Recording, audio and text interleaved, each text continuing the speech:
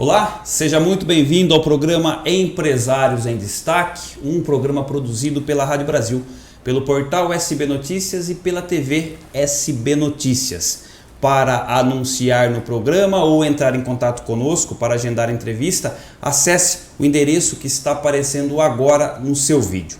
O programa Empresários em Destaque desta terça-feira traz como entrevistado e como anunciado no portal SB Notícias o advogado de Santa Bárbara do Oeste, Antônio Salustiano Filho, que a partir de agora eu passo a chamar de Tonhão, que é o apelido conhecido. Tonhão, seja muito bem-vindo ao programa, é uma grande alegria e uma imensa honra tê-lo por aqui.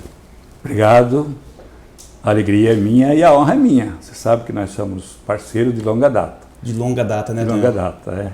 Fizemos muitas juntos, muitas entrevistas, muitas matérias jornalísticas. Muita conversa. Eu agradeço você por me convidar para participar de um programa dessa natureza, Empresário em Destaque. Embora eu não seja empresário propriamente dito, na concepção comum do termo, mas eu sou empresário que eu tenho empreendimento, eu sou advogado. Sim. Entendeu? Todo profissional vende alguma coisa, empreende alguma coisa. Então, nessas condições, eu também me considero um empresário.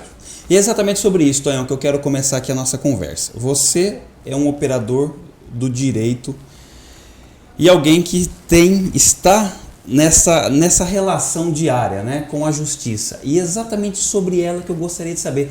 Qual que é a sua concepção, Tonhão, em relação à justiça brasileira? Eu acho que a justiça brasileira é boa em termos, tá? O que manda é ter bons advogados nas causas, tá? O bom advogado, mesmo que ele leve a causa até o mais alto tribunal da justiça, no nosso caso o Supremo Tribunal Federal, a gente tem êxito, né? Porque tirando os vícios de primeira instância, né, e nós não estamos fazendo com isso uma crítica, mas a justiça é composta de seres humanos e seres humanos são falhos, por melhores que tenham estudados, né, mas tem as suas falhas. Aí a gente vai para os tribunais dos estados, né, que já é mais uma classe de juízes selecionado, é a chamada segunda instância, ou os tribunais regionais federais também, que é a segunda instância da Justiça Federal, e o Superior Tribunal de Justiça em Brasília, que é a terceira instância, e no caso o Supremo Tribunal, que é para aquelas ações onde não foram se observado os direitos constitucionais que envolviam aquela demanda, né? Mas é assim, a nossa justiça, ela praticamente, o processo, ele praticamente se extingue na segunda instância, ou seja, nos tribunais estaduais, no nosso caso, o Tribunal de Justiça do Estado de São Paulo. É aquela discussão que tem aí, se pode ir preso ou não, se pode, depois de segunda instância, né, de segundo julgamento. Mas você pode ainda se recorrer a Brasília, dependendo da situação do seu processo, ou, como já disse, ao Supremo Tribunal Federal. Então eu acho que a nossa justiça ela é razoável. Tem falha? Tem falha, porque somos humanos, né? Advogados, começando por delegados, advogados, promotores de justiça, juízes, né, desembargadores e ministros. Nós somos falhos, podemos errar. Ô Tonhão, entre acertos e erros, qual foi o seu grande aprendizado no direito? Antes, porém, de você responder, eu quero dizer que esse programa está sendo transmitido ao vivo, então você que nos acompanha e desejar enviar uma pergunta para o Tonhão, fique absolutamente à vontade. Tonhão. Eu acho que mais acerto, viu? Tivemos mais acerto. E por quê? Em termos quantitativos, eu tenho sido vitorioso em todas as ações que a gente promove. Até porque quando chega um caso para nós, eu não sei se essa era a pergunta. Sim. Quando chega um caso para nós, eu procuro ver a possibilidade de ganhar ou não. Se eu perceber que aquela causa não tem solução, eu não vou inventar a roda, não, eu não pego. E às vezes até sou assim, considerado um advogado chato, porque fala a verdade para o cliente e fala, não estou afim de ganhar o seu dinheiro por ganhar. E amanhã depois eu perder a sua causa, você sair falando mal de mim. Então eu quero ganhar, quero que você tenha o prazer de me pagar e quero que você tenha o prazer de sair falando bem de mim, não mal. Então eu tenho assim, eu diria que 99,98% de acertos. Tonhão, na sua biografia, além desta passagem pelo direito, você também teve uma passagem pelo campo político e foi candidato a prefeito aqui na cidade de Santa Bárbara. Então logo a gente deduz que é alguém que, e por eu te conhecer, alguém que tem uma preocupação com a comunidade. E nessa fala eu me recordo agora de um autor que eu conheci no mestrado, que é o Moacir Gadotti. Ele escreveu inclusive a biografia do Paulo Freire. Ele diz que no caso da educação, os problemas da pedagogia, ou melhor, os problemas da educação não são pedagógicos, são os problemas políticos. Você já sabia que você já deve ter conhecido Moacir Gadotti, enfim. Eu gostaria de saber, Tonhão, primeiro se você concorda, e se você concorda, por quê? Bom, eu conheço o Moacir Gadotti por conta da Fundação Paulo Freire, né? Ele era um tempo ligado a essa fundação. E eu, apesar de não ser educador, na verdadeira acepção do termo, eu li Paulo Freire, até porque o meu trabalho comunitário, lá no passado, 40 anos atrás, trabalho com as comunidades de base, com os grupos de jovens, com a Pastoral da Terra, naquele momento, exigia que nós fizéssemos um aprendizado do método de Paulo Freire, a pedagogia do oprimido, a educação como prática da liberdade, enfim. Estou lendo atualmente Pedagogia da Esperança, né, que é um livro onde ele revisita a pedagogia do oprimido. E realmente o Moacir Gadotti tem razão, porque a educação é problema político, tá? Cada um que assume o poder muda uma coisa aqui, muda outra coisa ali, muda para pior. Se mudasse para melhor, a gente até concorda e aplaudiria, mas muda para pior. Os políticos, os problemas do Brasil, não só a educação, todos são problemas políticos. Agora, eu quero aproveitar e aprofundar um pouco essa questão, Tonhão, e eu gostaria muito que você falasse hoje da atual concepção que nós temos em relação às diretrizes que está sendo dada para a educação do ponto de vista governamental. Eu tenho acompanhado alguma coisa no âmbito federal. Sim. Entendeu? E não é nada animador, né? Nós temos aí um ministro da Educação, que eu não sei se é sacanagem dele ou não, que fala errado, escreve errado. Eu posso até falar errado por uma questão de cultura, mesmo tendo estudado. Se você viveu numa família onde se fala errado, você leva isso para o túmulo. Sim. Entendeu?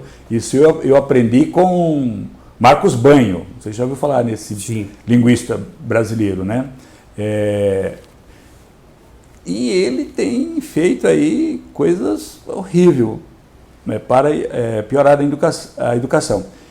E uma coisa que me mete medo é a questão dos livros didáticos que vão ser editados, que já começam a chegar nas escolas, sobre as diretrizes desse pessoal. Eu não quero aqui defender que os governos passados, por ter sido governo ligado a gente, foram os melhores em termos de livros didáticos, né? Tem algumas críticas para fazer a respeito de tais livros, mas não existe educação sem cunho ideológico, você sabe disso. Sim. Entendeu? Assim como não existe justiça, não existe advogado, não existe promotor, não existe juízes, sem ideologia política. Todos nós temos as nossas preferências políticas, né? Então, quando eles falam que querem fazer uma educação sem ideologia, eles estão fazendo educação com a ideologia deles. Eles não querem a ideologia dos outros, querem a dele. Então, seria interessante que nós tivéssemos uma educação isenta de ideologia, mas que abordassem todas as ideologias que nós temos na sociedade.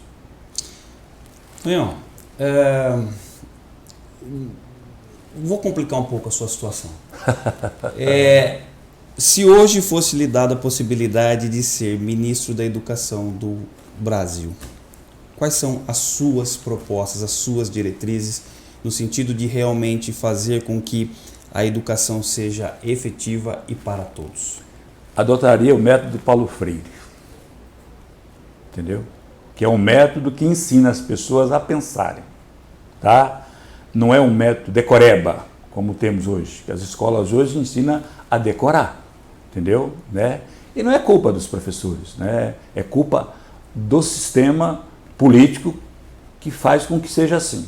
Então, adotaria, sem medo de ser feliz, o método Paulo Freire, com algumas inovações para melhor. Explorando aqui a sua biografia, né, como político que foi, como advogado que é, e também, muitas pessoas talvez não saibam, mas como escritor. E você escreveu um livro, Tonhão, chamado Outros Tempos, Amores... Sonhos e Amores. Outros Tempos, Sonhos e Amores. E lá você fala da força da alma, né? E eu gostaria muito de saber que essa força da alma nos leva a outros sonhos, a outras conquistas, a outros patamares na existência, eu diria. E sobre essa força da alma, eu gostaria muito de saber, Tonhão, é uma forma de dizer que nós precisamos dar vida à vida? Sim. O ser humano, ele é matéria e espírito, corpo e alma, tá? Quando você privilegia a matéria, você é materialista. Quando você privilegia o espírito, você é espiritualista. E nós não podemos viver essa dualidade. O ser humano é integral, corpo e alma, entendeu? Foi Descartes quem fez essa separação. Eu penso, logo existe, pensou num corpo material e num corpo espiritual, numa vida aqui, outra vida lá em cima. Isso não existe, tá? O ser humano é composto de corpo e alma. Então, quando você privilegia, quando você vive de uma forma dando privilégio ao corpo, sem desenvolver o seu lado espiritual, então você entra na crise, na chamada crise existencial, aí numa série de problemas, inclusive com a depressão. Hoje nós vivemos numa sociedade deprimida e grande parte dessa depressão é em virtude da gente não valorizar o nosso lado espiritual, sem dar prejuízo ao material também. Vou aprofundar isso que você diz. Você traz assim um discurso bastante interessante, e eu, nesse aspecto, nessa relação de corpo e alma, e eu sei que você é cristão, e eu quero aproveitar uma fala de Jesus nesse aspecto, quando ele diz que nem só de pão vive o homem, mas de toda a palavra que sai da boca de Deus. Esta afirmação de Jesus, do seu ponto de vista, é uma explicação para isso que você está tentando dizer aqui, Tom? Isso. E tem muita gente que leva essa frase de Jesus para o lado espiritualista, e não é, tá? Jesus, em primeiro lugar, ele não veio salvar a alma para Deus. Jesus veio libertar o homem da sua infelicidade terrena, tá? Se você pega aí os evangelhos, o evangelho de João, o primeiro milagre de Jesus é transformar água em vinho. Vinho que é o combustível da festa da alegria, numa festa de casamento, para que todos bebessem, se divertissem, dançassem, até caísse, se fosse o caso, tá? Fosse feliz, alegre. Então Jesus veio para libertar o homem das amarras, da opressão, da tristeza. Os milagres de Jesus são todos milagres que salvam a matéria humana. É o cego que vê, é o coxo que anda, é o surdo que ouve, entendeu? O mudo que fala, né? É o leproso curado. Todas essas pessoas que são curadas, elas são reintegradas à sociedade, porque todo esse tipo de doença era para os judeus da época tido como pecado, né? Pecado daquele ser ou das suas gerações anteriores, e eles eram alijados da sociedade. Eles não podiam viver no meio social. Tanto é que em alguma situação Jesus cura e manda que a pessoa vá ao templo e ofereça sacrifício ao sacerdote para ser reintegrada à sociedade. Ao ser reintegrada à sociedade, a pessoa era feliz, além da felicidade de ter a sua cura corporal. Jesus veio também salvar o espiritual? Veio, porque o corporal não está separado do espiritual. O cara que sofre corporalmente, materialmente, ele sofre espiritualmente. E o que sofre espiritualmente também sofre materialmente. Então, Jesus não veio salvar a alma para Deus. Jesus veio salvar o ser humano e inaugurar a felicidade. Jesus dá pão a quem tem fome, multiplica pães, ou seja, partilha os pães existentes para que todos sejam saciados. E o saciamento não é meramente espiritual, é um saciamento primeiro da matéria. Tá? Então é isso. Tá. Tonhão, você está dizendo de alguma forma que Jesus sempre trabalhou da margem para o centro, não do centro para a margem? O nascimento, aliás, a anunciação do anjo do nascimento de Jesus já foi uma subversão. Deus não escolheu a mulher de um sacerdote, nem do sumo sacerdote, nem de um príncipe sacerdote, nem de um grande sábios da época, nem do rei de Jerusalém ou da Judéia. O anjo escolheu Maria, uma mulher simples do meio do povo e virgem. E mesma coisa com o pai. Quem foi pai material de Jesus foi o José carpinteiro, um cara lá de Nazaré, entendeu? Da Galileia da vida. Então Jesus começa todo um movimento do centro, da periferia. Da margem. Da margem para o centro, da periferia para o centro. Tá? Então Jesus faz... Os evangelhos contam, na verdade, uma caminhada. Jesus começa na Galileia do Gentil, e vai fazendo todo um movimento até chegar em Jerusalém, no centro, onde ele é morto. Entendeu? Por quê? Porque esse caminho de Jesus é um caminho também do enfrentamento. À medida que Jesus vai pregando o reino de Deus, fazendo cura, falando de novas coisas, Jesus estabelece um conflito com as autoridades e com a religião judaica, que era a religião que vinha do Antigo Testamento. Então, Jesus vai fazendo esse movimento, e quando ele chega em Jerusalém, ele faz o maior dos enfrentamentos, que é quando ele chega ao templo e expulsa os cambistas, açoita, faz uma corda, bate, açoita, vira mesa, solta animais. Jesus, com esse ato, ele feriu o centro econômico do poder da Judéia, inclusive o poder romano, porque o poder romano também vivia daquele comércio que girava em torno do templo. Então, essa foi a gota d'água. Olha, esse cara já vem pregando um tipo de religião que é completamente contrário ao que nós temos aqui, e agora vem e nos enfrenta economicamente. Foi aí que eles se reuniram para tirar a vida de Jesus. E Jesus não foi morto só pelos judeus, não, tá? Jesus foi morto especialmente pelos romanos. Foi Pilatos quem teve a última palavra sobre Jesus. Foi Pilatos quem o condenou. O poder romano que administrava a Judéia. Então, esse pessoal aí que pratica um cristianismo romanizado, tome cuidado com o que vocês estão fazendo, tá? Tonhão, eu quero retomar um pouquinho uma ideia do seu livro novamente. Eu queria que você fechasse esse primeiro bloco com esse pensamento. Você traz uma ideia que a propriedade privada torna o homem companheiro adversário. Queria que você explicasse isso, Tonhão. Companheiro e adversário? De fato, eu sou um cara que... Eu não sou um mestre, nem um doutor, em nenhuma ciência. Eu sou um curioso em várias ciências. Eu estudei filosofia, eu sou formado em Direito, mas só graduação, fiz algumas especializações. Portanto, eu não sou expert em nenhum tema, mas sou curioso em todos eles, né? Lendo a Bíblia, eu nunca vi em nenhum momento que Deus, ao criar o mundo, ele saiu distribuindo título de propriedade para ninguém, entendeu? É muito interessante a gente ler os 5 primeiros livros da Bíblia, que conta toda a história do povo de Deus, a gênese do povo de Deus, com a saída do Egito, a peregrinação pelo deserto e a chegada na Terra Prometida. Em nenhum momento se diz que a propriedade é uma coisa de Deus. Aliás, nos livros sagrados, tem lá uma prática, e que Jesus retoma no início da sua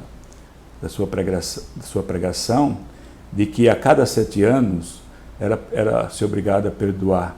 E cada 49 anos era obrigado, inclusive, a devolver aquilo que você tinha pego de alguém a título de pagamento, de dívida, de empréstimo, as terras, enfim. Quer dizer, voltava a terra a ser de todos.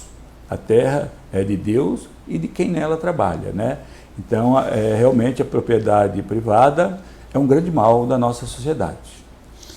Você está assistindo o programa Empresários em Destaque. Nós vamos agora para um rápido intervalo e voltamos na sequência. Ui, puta.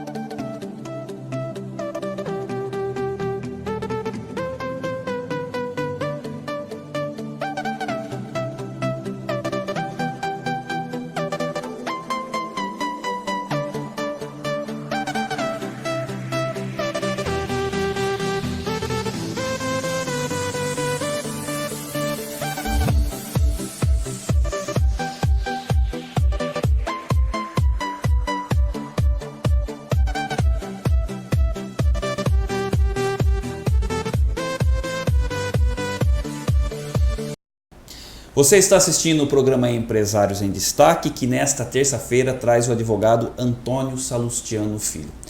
Tonhão, nessa segunda parte do programa eu sempre reservo ela para discutir questões mais do ponto de vista existencial. E eu sempre trago aqui uma afirmação do Steve Jobs, que ele diz que ele trocaria toda a experiência de vida dele para passar uma tarde com Sócrates. Eu gostaria de saber do Tonhão, você trocaria toda a sua experiência de vida para passar uma tarde com quem e por quê? Com Nietzsche. Por quê?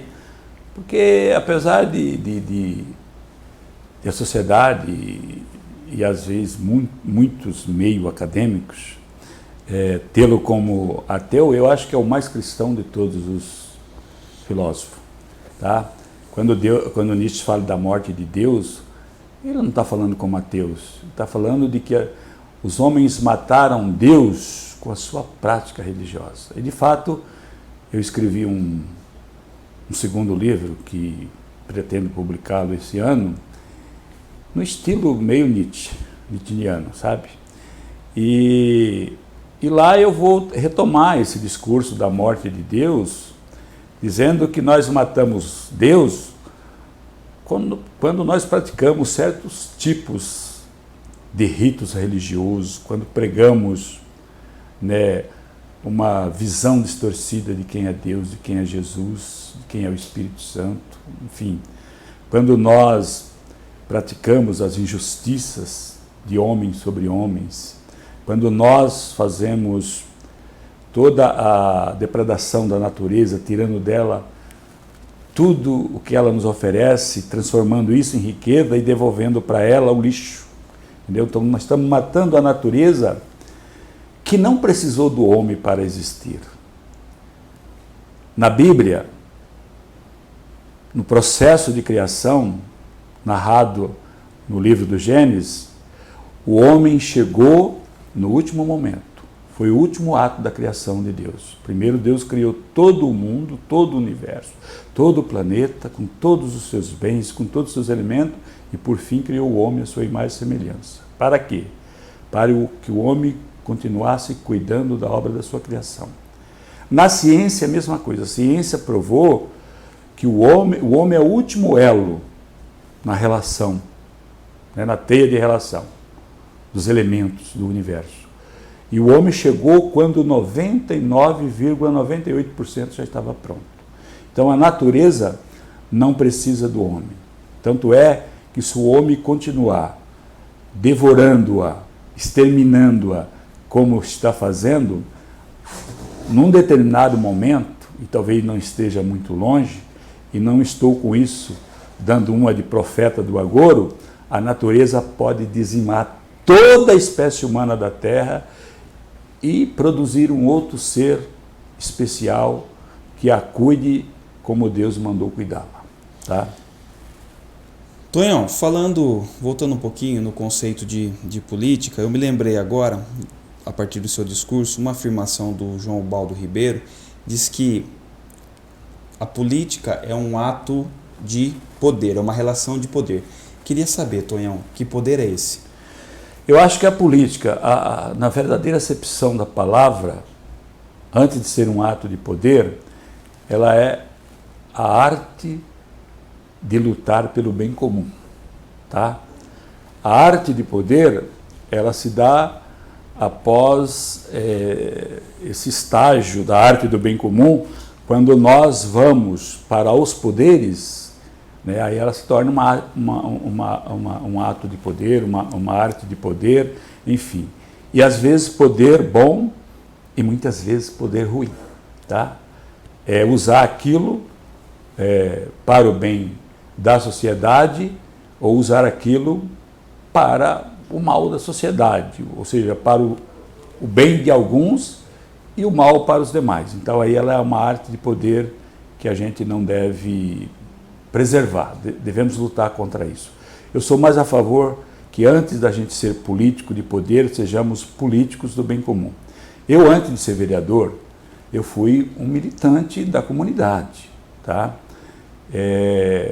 Quem me conhece, há 30 anos atrás, nós começamos lá pela comunidade da Paróquia Imaculada Conceição, 2 grandes movimentos, né, que foi a luta contra o IPTU, de 92, salvo engano, e depois, em 93, fizemos uma luta pela reivindicação da construção de um hospital na Zona Leste. Foi uma luta muito importante, interessante, que envolvemos até o governo do estado no movimento. Foi liberado o dinheiro. Na época, o prefeito não queria construir um hospital na Zona Leste.